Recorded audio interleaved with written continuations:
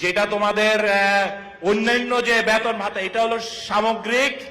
আমাদের এখন মূল ফোকাস হচ্ছে, আমি আবার তোমাদের সামনে, তোমরা স্বার্থপর হতে পারো কিন্তু আমার পক্ষে সম্ভব না, বাকি যারা এখনো রেস্টে আছে তাদেরকে কিভাবে আমি অনবোর্ড করব সেটা নিয়ে আমরা আলোচনা করতেছি।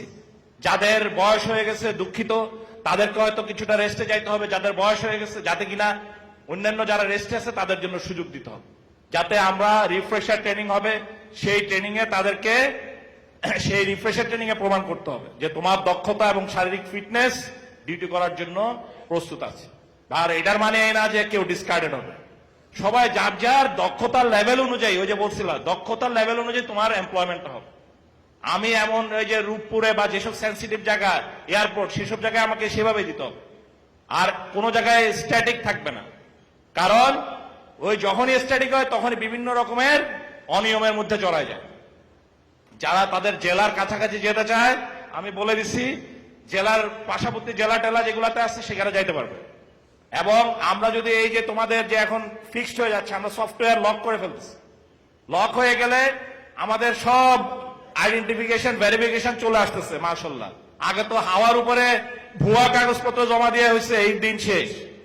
এই বাহিনীতে কেউই, ইনক্লুডিং এখানে যারা আছে এই ভিডিপির মধ্যে দলনাথ দলতে বা উপদল যেখানে আছে, ভুয়া দিন শেষ। কারণ সব আমাদের সফটওয়্যারে ডিজিটাল চলে আসতেছে, এনআইডির সাথে কানেক্টেড হয়ে যাচ্ছে, ভুয়া আর কেউ পারবে না।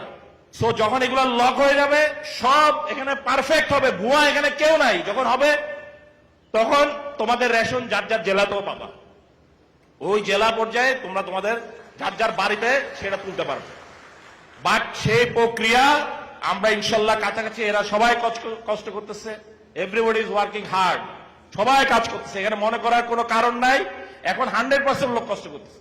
সো তোমাদের কাজ হলো সেই কষ্ট যারা করতেছে তাদের জন্য তোমরা যেন একটা, আমাকে যেন কোথাও কোন মন্ত্রণালয়ে কারো কাছে গিয়ে যেন ছোট হইতে না হয়।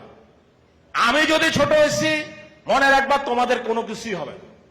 আমার ছোট বড় হওয়ার একটাই মানদণ্ড, সেটা হচ্ছে তোমরা কাজ ভালো করবা। কি বলছি বুঝা গেছে? পারবা ভালো কাজ করতে?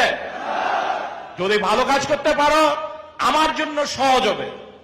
আজকে 21 পদক দেয় না, কালকে আরেক পদক ইনশাল্লাহ আমরা আনবো, পারা যাবে? সেভাবে তোমরা তোমাদের যার যার কর্মক্ষেত্রে, তোমাদের জন্য আমি বলে দিচ্ছি কি করতে হবে। যারা আছে তারা ওইভাবে এলাকায় গিয়ে জেলা উপজেলার সাথে ওইভাবে কাজ করো। যারা উপজেলায় আছো আমি অলরেডি বলে দিচ্ছি, উপজেলার যারা দায়িত্বে আছে তারাও এগুলাকে নিয়ে বের করবে। বসো লোক, আমার ক্লাব দরকার নেই, লোক আগে বসাও, আগে লোক দরকার। কে কোনটা পারবে, অনেকে অনেক ভালো উদ্যোগ নিতে পারে, তাদের দরকার। আমাদের সদস্য যারা, তাদের কেন, কে কালিজিরা তেল বাড়াইতে পারে, কে ইয়ার ওই যে ভোলারিয়া, কালকে সবাই ভোলারিয়াটা খাইছে, ভোলার যে মোলা, হ্যাঁ সবাই এখানে যতজন আসে বলছে যে আনসার ভিডিপির যে সক্ষমতা, বিশেষ করে তোমাদের, সেটা দিয়ে আমরা দেশের বাইরে, আমাকে অনেক উপদেশ, তোমরা দেশের বাইরে নেওয়ার জন্য আমার সাথে ব্যবস্থা করো।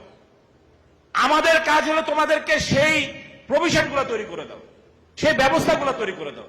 তোমাদের কাজ হচ্ছে এগুলা গ্রাম তৃণমূল পর্যায় থেকে প্রস্তাবনা দিয়ে উপস্থিত আছে, এইটাতে আমি করলে আমি পারবো, আমাদের এই গ্রুপটা পারবে, আমাদের এই ক্লাবের মেম্বার যারা তারা পারবে, সেই দিনে এটা আমার কাজ। কিভাবে এটা দেশের বাইরে যাবে না দেশের ভিতরে যাবে, কি বলছি বুঝা গেছে? এই জায়গাটায় আমি বাকি সবার সাথে কাজ করে সমন্বয় করতেছি, ঠিক আছে?